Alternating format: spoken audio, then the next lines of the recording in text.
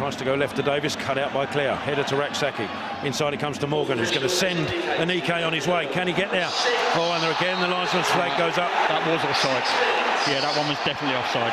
As it left his boot, he's a yard the wrong side, Anike. So as soon as he tries to make a challenge, he's definitely going to get flagged.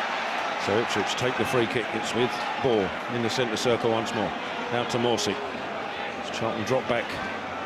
Morsey. Slowly going across towards the centre circle. Now Ball. Out to the right-hand side is Donation. Into the feet of Harness. Back to Donation, and now Ball will take over once more. Cross here to Edmondson on the Ipswich. Central position now is Morsey. Ball forward, looking for Ladapo. Tries to turn Lavelle, does so. Gets a shot away and scores.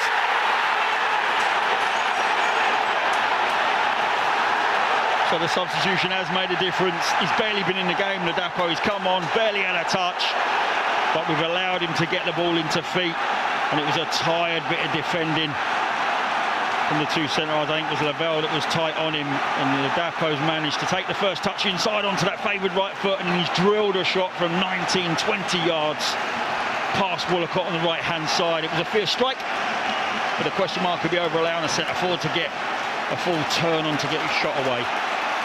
Charlton players dropped to their haunches when that one went in. It's a cruel blow.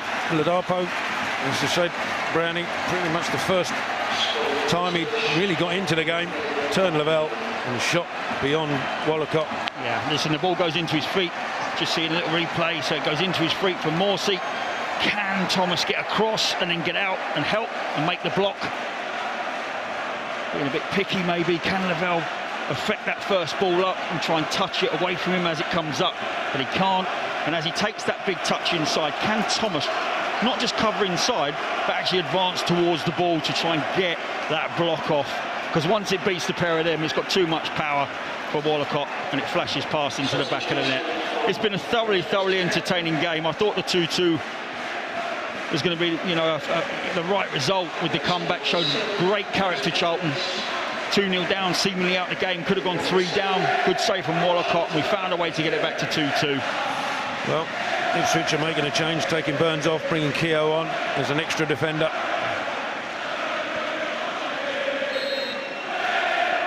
And Richard Keogh, if he plays anything like he does for Ireland, we might have a chance here.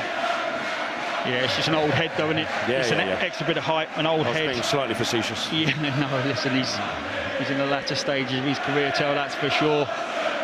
No, we've got... we made that mistake Tuesday night. Yep, 3 minutes. of ending someone's career because they were old. And he did all right. Yeah, indeed. Can Charlton, in the final 3 minutes, do something to get back in this game once more. Clare deals with the ball forward, but his header goes straight to Morsey. Taking on Clare. Ball forward to Ladapo. Turning Sean Clare. Behind him is Edwards. Further back is Edmondson. Inside of him is Ball. Charlton can't get to the ball at the minute. Across it comes to Keogh. Out to Donation. Further to the right is Harness. Cuts back inside and find Ball once more. Ipswich quite happy to just keep the ball. And then go back to Walton if they want. You know, that goal is vital. But I did say earlier in commentary, good sides find a way. And it's not the first time they've won 3-2. Well, Morsey's in space, takes the shot, and that's 4-2. found its way in the corner. Charlton allowed Ipswich the time to come forward. They did so. Listen, look at their bench. They know they were very much on the back foot at 2-2 and struggling. But good sides do find a way to win. That's a great strike from Morsey. There's some real... I'm not making excuses here. I'm not. But when you're asking players to come in, they barely had any minutes. And you're playing against one of the better sides in the league. We was always going to tire towards the end, and it's been our undoing, I think. We just haven't been able to get tight enough in the last 5 minutes or so. And Ipswich will go away with all 3 points. And it went through the legs of Thomas, and whether that was unsighted Woolacott, that he couldn't get to it. And that's the game over. It is the game over, but you've got to do, like I said, those last 2 strikes. You know, I always have a look and think, could the centre-half have affected the shot more? Could he have got closer? And the closer you get, the more chance you've got of using your body to make the block. Can you lay down in front of the shot? You know, you are a defender, you're the last line of defence, and conceding goals should be the worst thing that can happen to you. Well, the Addicts will get the game underway, back underway. We've got less than a minute of added time. Charlton been dealt 2 hammer blows in added time here. As Raksaki picks up for the Addicts, comes back inside. He's got 3 players ahead of him. He's been fouled in the process by Morsey. Charlton will have a free kick. Maybe to get consolation here, potentially, as both Thomas and Lavelle go forward. Morgan to take this free kick. It's just beyond halfway inside the Ipswich half, almost parallel to the corner of the Ipswich penalty area. Morgan sends it in.